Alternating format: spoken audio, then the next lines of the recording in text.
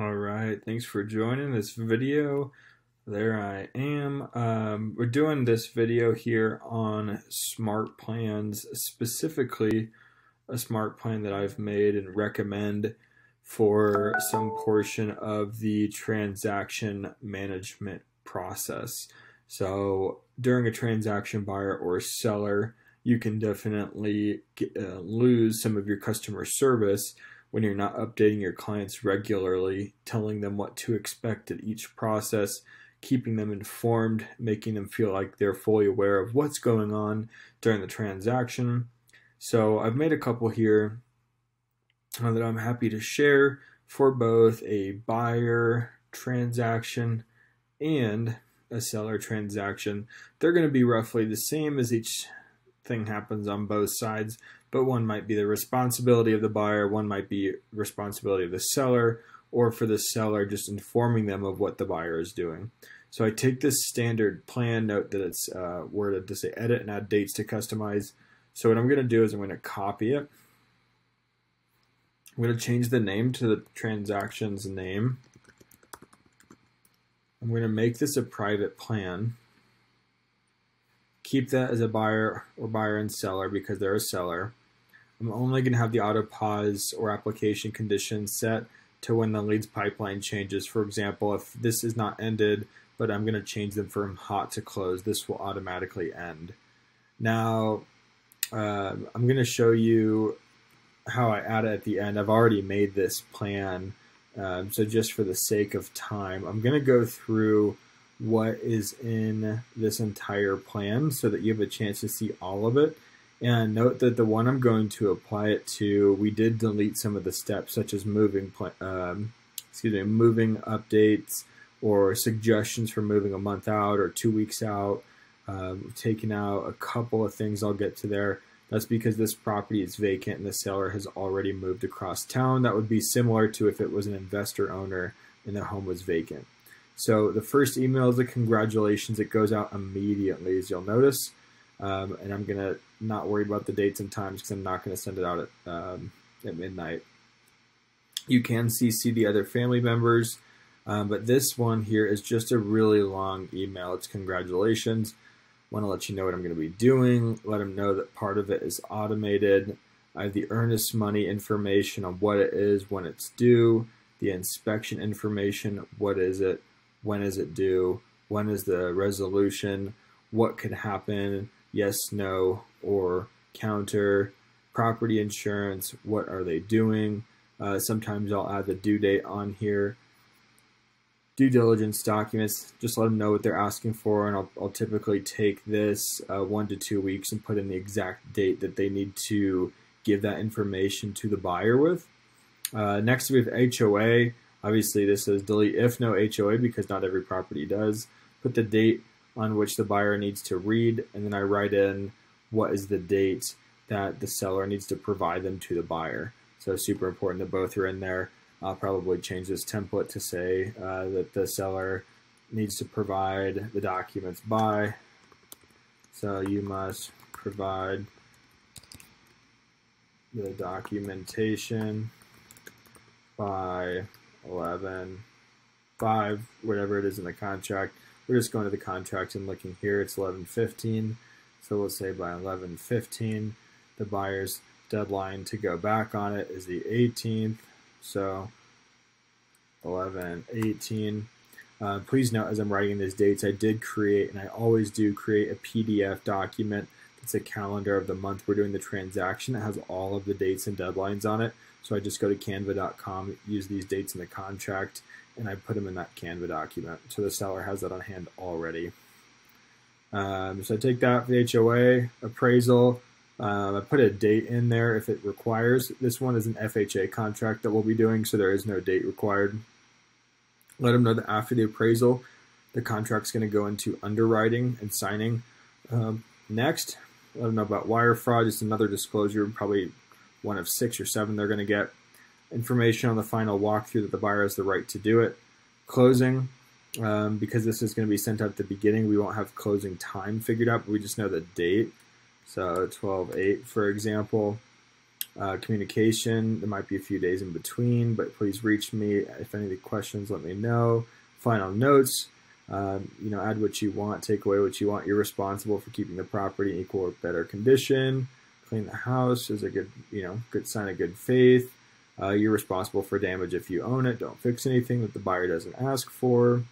If you think of anything else in the seller property disclosure you forgot, like polybutylene pipes, let me know so we can change that and disclose it. Take care of yourself. It's very important that your sellers take care of themselves throughout this whole process. It's very stressful to sell a house. It's one of the 3 most stressful things that you can do in your life, they say, and it weighs on you. So again, that's the long email. And then the next ones following are text reminders, and we have some moving tips that will pop in. So like 1 month out moving tips with a text reminder, earnest money reminder. I have them, but today's the deadline, so I'd put it on that day. Again, it's today. This is what happens. That's literally copy pasted from the top, that whole thing, except for the today part. An email and inspection scheduling. Some people wait a few days, some people do it immediately. So if it's done immediately, you might even be able to just not send this out because the seller will already know immediately once they submit a contract, get it accepted, schedule the inspector immediately. That's how I do it. But just in case we want this in there, we want to always update the seller. More information is better than less. So let them know that they also, in Colorado, get to choose if there's a licensed realtor at the house during the inspection because the inspector is unlicensed and typically because the buyer wants to walk through. Text for this, due diligence documents when they need to send them over, what some of those documents might look like. If there's a specific part in the contract that says it, usually in the additional provisions at the bottom, I would just copy and paste that in there of what they're looking for. Let's see.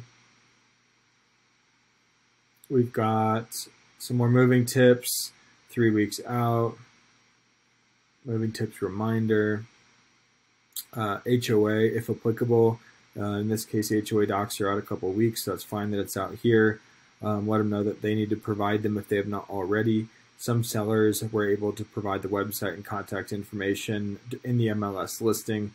In this case, all of the HOA documents were publicly available. I downloaded them and added them into the additional documents of the MLS so that they have already been provided.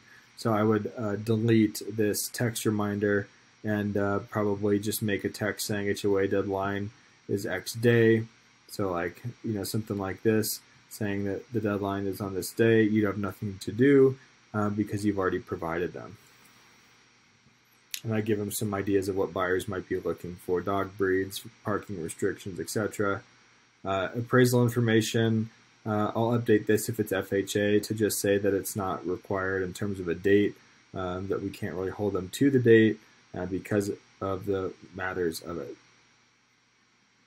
Disclosure here, letting them know that this is an automated reminder, and if it's already been done, since that appraisal could be done day 3 or day 23, that it's just an automated reminder.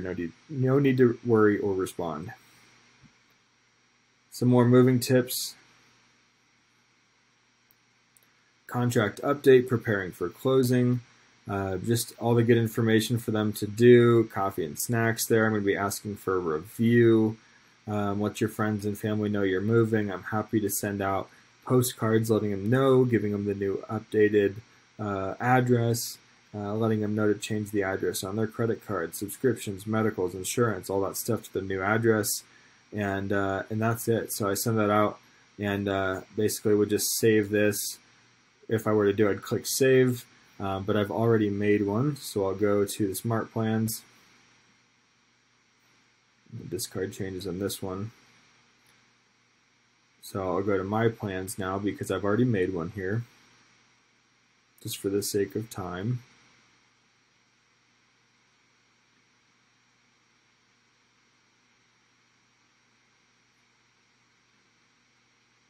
And I'll take the one at Pierce Street that we were just working on. I shortened the steps because there was a few things that didn't apply, like moving tips. And I am going to take that. I'm going to go to the client's profile.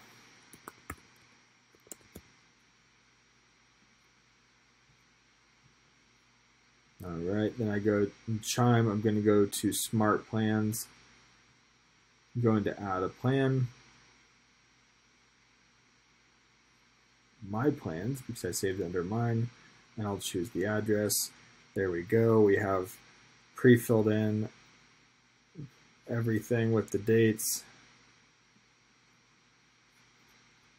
when it's going to happen, resolution date, overview, due diligence deadline is Wednesday, earnest money deadline, again, all those same exact things, property insurance update.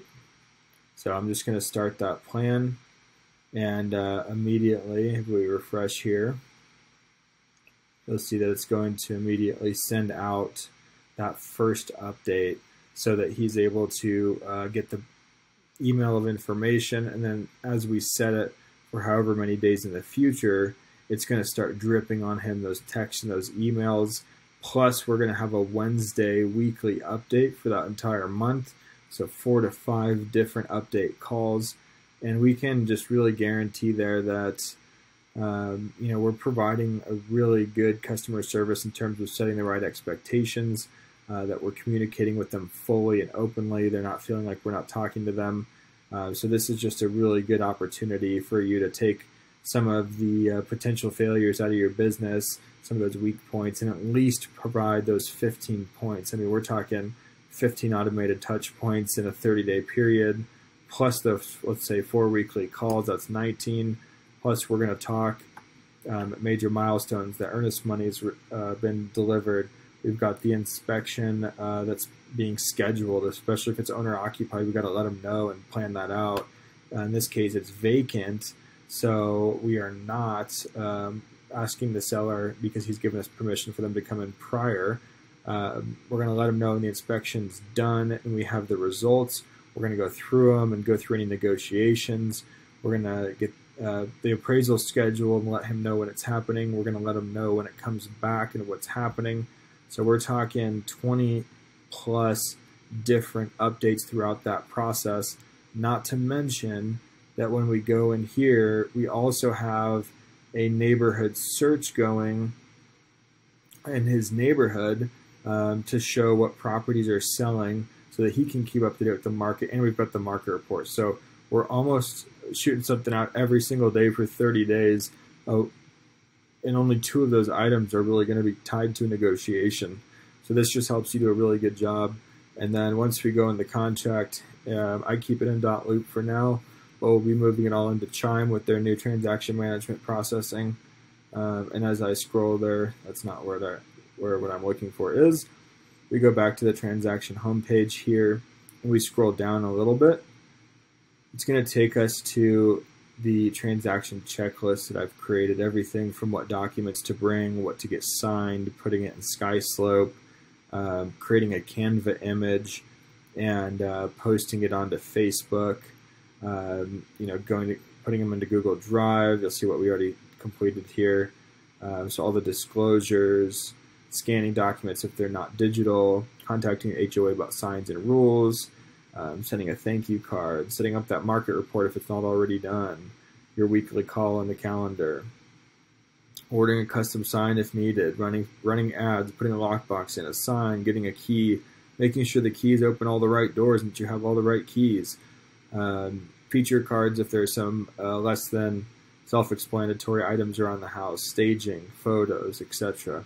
And then you'll see that goes all the way into creating a Google Drive folder, sending a photo link from the photographer, which our photographer now thankfully allows you in their input form to put the client's email. It takes that step out of it, so it just sends to them. I take videos of my listings, so I'll string them together and put them on YouTube using the Splice app, S-P-L-I-C-E. I think it's like $2 or $3 a month. Schedule an open house, done that. Upload the listing video to YouTube. Looks like that's in there twice. Upload the photos and video to Google My Business. We've done that. Post coming soon. We've done that. But all these things are going to be a standardized template. If we don't need them, we just check them off. But otherwise, it's going to keep us knowing that we've done everything. This doesn't have any dates assigned. But once it is in CHIME, we'll have a to-do list where everything based on the contract starting it is going to have dates and deadlines attached to it. So this is just put together based on my PDF document of the transaction checklist. We have one for buyers and we have one for sellers. This happens to be the seller one. So we're just going to go through and that's essentially, like I said, get them done. In CHIME, we can upload the transaction. So it's currently active. Now we can change that to pending. And once we get more information on that transaction, like a close date, there we go. Offer date, it was Saturday. Home inspection date is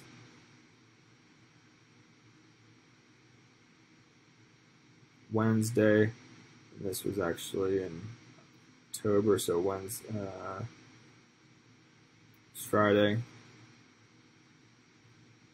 All right, there we go, the 29th. The address.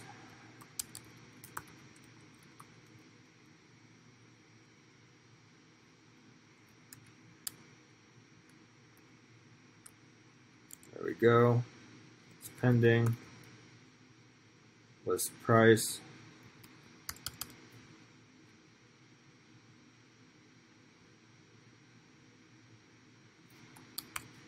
There we go. Fill it all in. Contact, seller, listing agent, have it assigned. None of these things I'm going to put in there personally because I don't have a vendor in there. So save that. Oops.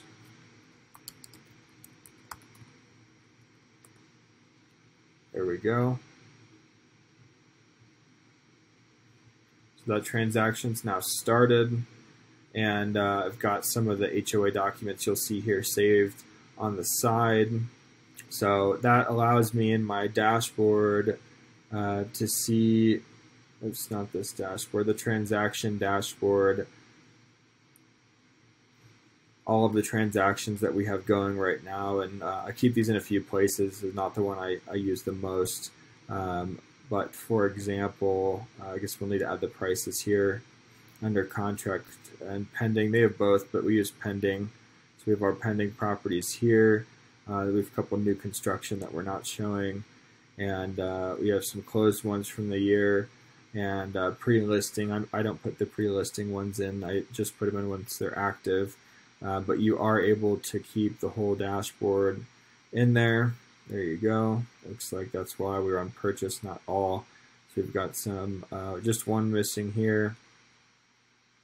But again, on the dashboard, you can see everything. It's pretty nice. It shows you team's performance as we go down. Oops.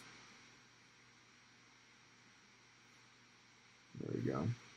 But anyways, yeah, you can have a dashboard and you can do it by agent if you're on a team. So use this really good tool. That smart plan there is going to keep running until closing. And then just note that we did have here, as it loads,